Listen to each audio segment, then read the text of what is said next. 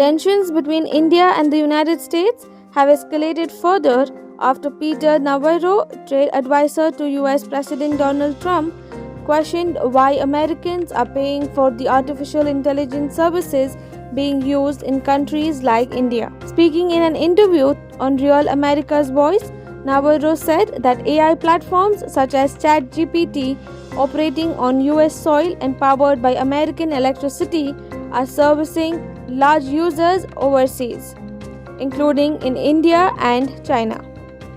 Navarro also signaled potential policy action, citing concerns over the growing electricity cost driven by the rapid expansion of AI data centers in the US. He said the Trump administration is closely examining the issue and hinted at strong action to protect American consumers. His remarks come amid strained ties between New Delhi and Washington following the Trump administration's decision to impose a 50% tariff on Indian goods, including an additional 25% duty linked to India's purchase of Russian crude oil.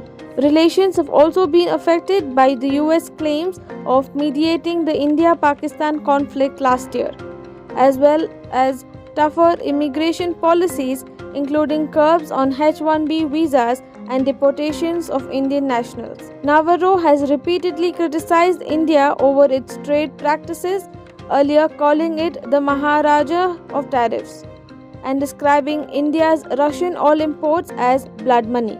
India has defended its policies, stating that as a major economy, it will take all the necessary steps to protect its national interest and ensure energy security based on global market conditions.